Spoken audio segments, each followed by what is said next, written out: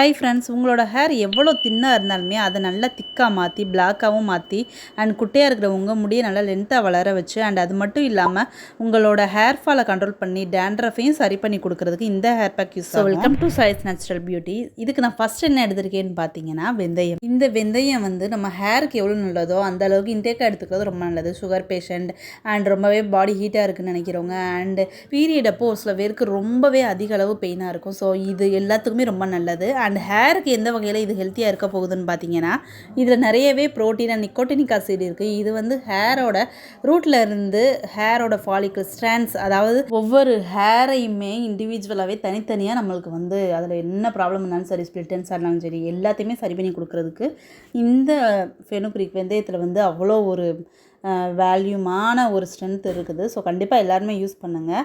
இதில் இருக்கக்கூடிய antifungal inflammatory properties எல்லாமே பார்த்திங்கன்னா டேண்ட்ரஃபை கூட ரெடியூஸ் பண்ணி நம்மளுக்கு சாஃப்ட் அண்ட் ஸ்மூத்தாகவும் ஹேரை மாற்றி கொடுக்கும். அண்ட் பாதிலே உடஞ்சி விழுகிற ஹேராக இருந்தாலும் சரி, ஸ்பிளிட்டன்ஸ் என்ன பெரிய பிரச்சனையாக இருந்தாலுமே அதை சரி பண்ணி கொடுத்து ஹேரையே ஒரு டீப் கண்டிஷன் பண்ணி சாஃப்டாக மாற்றி கொடுக்கும். ஸோ நெக்ஸ்ட் என்ன எடுத்திருக்கேன்னு பார்த்தீங்கன்னா எக்கு தான். ஸோ எக்குக்கு ஆப்ஷனலாக நீங்கள் என்ன எடுத்துக்கலான்னு பார்த்தீங்கன்னா உங்களுக்கு ஆலோவேரா கிடச்சா எடுத்துக்கோங்க. செம்பருத்தி பூ இந்த மாதிரி கிடச்சிச்சின்னா கூட நீங்கள் எடுத்துக்கோங்க.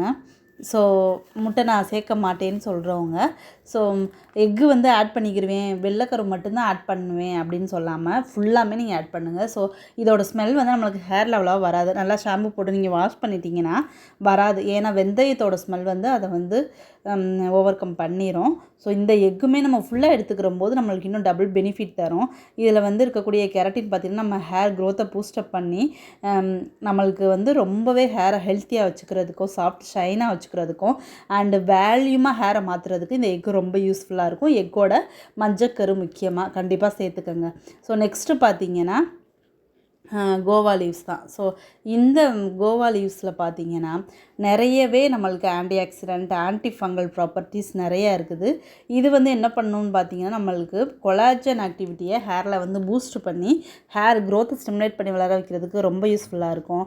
அண்ட் இதில் இருக்கக்கூடிய விட்டமின் பி அண்ட் சி பார்த்திங்கன்னா ஸ்கேல்ப் அண்ட் ஹேர் ரெண்டையுமே நல்ல ஒரு டீப் கிளென்ஸ் பண்ணி நம்மளுக்கு க்ளீனாக வச்சுருக்கோம். முக்கியமாக டர்ட், அதாவது நம்மளுக்கு ஒரு மாதிரி இரிட்டேஷனாக இருக்கிற ஸ்கேல்ப்பு அண்டு ஸ்கேல்ப்பில் என்ன பிரச்சனை இருந்தாலுமே அதை சரி பண்ணி கொடுக்குறதுக்கு இந்த கோவா லீவ்ஸ் ரொம்பவே யூஸ்ஃபுல்லாக இருக்கும்.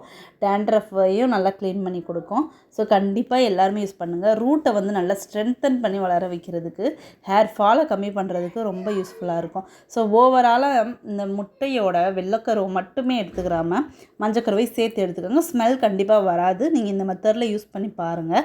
நம்ம கொடுக்குற ஒவ்வொரு இன்க்ரீடியண்ட்டுமே பார்த்திங்கன்னா ஒன்னோட ப்ராப்பர்ட்டிஸ் இப்போ ஒரு சிலது ட்ரையாக இருந்தால் அதை ஓவர் கம் பண்ணுற மாதிரி தான் நம்ம கொடுப்போம். ஸோ அது மாதிரி இந்த வகையில் பார்த்திங்கன்னா எக்கில் உள்ள ஸ்மெல்லை ஓவர் கம் பண்ணுற மாதிரி தான் இருக்கும் வெந்தயம் அண்ட் கோவா லீவ்ஸ் ரெண்டுமே சேர்க்கும்போது.